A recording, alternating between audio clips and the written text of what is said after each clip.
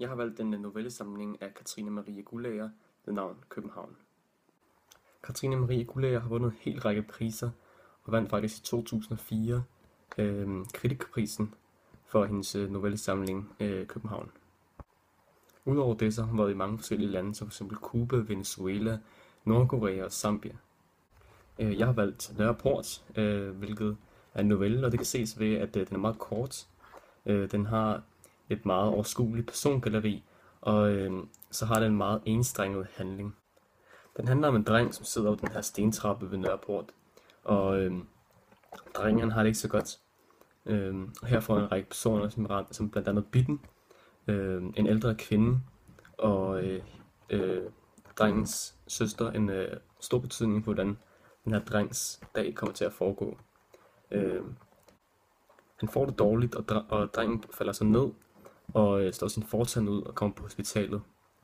Til sidst der står drengen her ved kioskene på Nørreport og leder efter sin tand, hvoraf at Bitten og hendes veninde så hjælper ham med at finde sin tand. Drengen bliver så spurgt her, om det ikke var ham, drengen, der blev taget på hospitalet tidligere på dagen, og det vil drengen så ikke kendes ved. Alt den her form for handling, den sker på en hel dag, man ser blandt andet nogle forskellige ting som den historiske tid, ved at ting som f.eks. rygerkupéen, hvilket bliver set ved at Bittens veninde, hun kommer lidt sent på grund af, at hendes tog ikke kan køre, på grund af et problem i rygerkupéen. Og rygerkupéen, det er ikke noget, man længere har i et tog her i Danmark, som i et normalt tog. Det havde man engang, og på den måde så kan man se den historiske tid. Det fysiske miljø foregår på Nørreport. Det bliver ikke beskrevet særlig meget, men dog så får man dog et indblik på, hvordan hverdagen og miljøet er, fordi mange kender området Nørreport, så man får en form for blik ind til, hvordan personerne er, og hvordan personerne handler ud fra, hvor de er henne. Det sociale miljø bliver blandt andet beskrevet ved, at Bitten ikke kan give drengen nogle penge. Bitten kan selvfølgelig sagtens det her, da hun lige før har været inde og købe nogle cigaretter, og hun så lige efter går hen og overvejer at købe på sko, hvilket hun så ikke gør, men det viser jo, at hun har pengene. Novellens komposition er bygget på den måde, at det hele det starter med drengen, og det hele det slutter med drengen. Det hele har en sammenhæng med andre ord, og helt fra drengen på stentrappen til Bitten og til den ældre kvinde, så har det hele altså en sammenhæng. Alle handlinger, som udspiller sig i historien, af de forskellige personer i historien, har alle sammen en betydning for, hvordan den her drengs dag kommer til at foregå. Det bliver langsommere og langsommere og en lille smule mere problematisk, men det kommer aldrig helt op at toppe som et kæmpe problem, før det bliver trappet ned igen og begynder at blive stille og roligt igen. I novellen Nørreport, der er fortælleren en autoritær fortæller med en direkte fortællerholdning, og det ses blandt andet ved, at han kommenterer, laver fortællerkommentarer, som måske var han hjemløs, under alle omstændigheder så han ud af helvede til. Generelt i den her novelle bliver der ikke brugt særlig meget ydre personkarakteristik, som hun har et rødt halseklæde, og hun har støvler på osv. Men der bliver til gengæld brugt rigtig meget indre personkarakteristik, og det præger meget den her novelle. Personerne bliver ikke særlig meget beskrevet ud fra deres udseende, men mere på måden de agerer og tænker på. Som drengens søster for eksempel, man ved hun laver ballade, hun lavede de her problemer i rygerkupéen, men samtidig så er hun den her hjælpsomme person, som hjælper sin lillebror. Og ud fra hendes handlinger i novellen, så kan man på en måde danne sig et billede af, hvordan hun er. Undervejs i novellen kommer Katrine her med nogle forskellige former for klichéer, blandt andet ved, at Bitten bliver spurgt, om hun har nogle penge af en person, der har brug for pengene.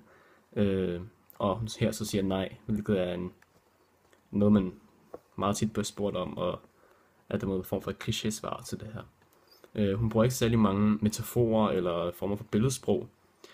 Dog kan man tale om ligesom, farvesymbolik, for eksempel Bittens halstørklæde, som er helt den her rødlige farve, kan være et tegn på selvtillid.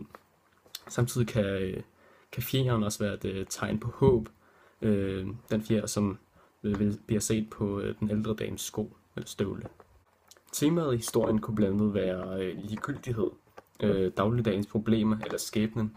De forskellige ting ses blandt andet ved for eksempel, at ingen gider at hjælpe den her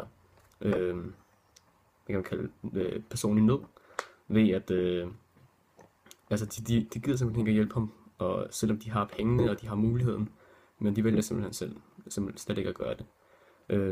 Dagligdagens problemer ved at det her med at være fanget på grund af et togproblem, og skæbnen simpelthen bare ved det, at alle har en betydning for en enkelt persons liv, og alle ens handlinger har en betydning.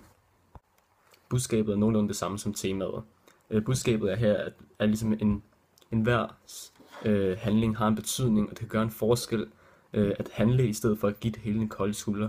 Det er på den måde rettet til enhver person, også fordi man selv kan komme ud for at være den her dreng, som sidder på stentrappen og har brug for en eller andens hjælp. Novellerne i den her novellesamling har et overordnet tema, som er ulykkelig kærlighed, og kommer meget ind på det her med, at alle har en historie, som gør, at de agerer på en vis måde ud fra den her historie, og at det ikke nødvendigvis er kendt af den enkelte person. Novellernes fortæller er under hele samlingen en autoritær fortæller med en direkte fortællerholdning, hvilket skaber en form for forståelse for de fleste personer i teksten. Samtidig bliver novellen sat i andre noveller, altså hver især bliver de nævnt i de forskellige noveller, sådan så at et problem, som tidligere er på den måde uløst i novellerne, bliver pludselig bragt tilbage og bliver løst. For eksempel ses de i en Nørreport, hvor drengen kan finde sin tand, og det slutter den så med. Og så senere i novellen Stengade, så bliver det så afsløret, at drengen finder tanden. Det, der går meget igen i novellen, det er det med skæbnen, som spiller en stor rolle i alles liv, og at det er, hvad der sker i en persons liv, i sidste ende har en betydning på, for hvad der sker i ens eget. Og at alle dermed har, som jeg tidligere har sagt, alle dermed har en vis rolle i ens eget liv, og en vis betydning for, hvordan ens skæbne ender.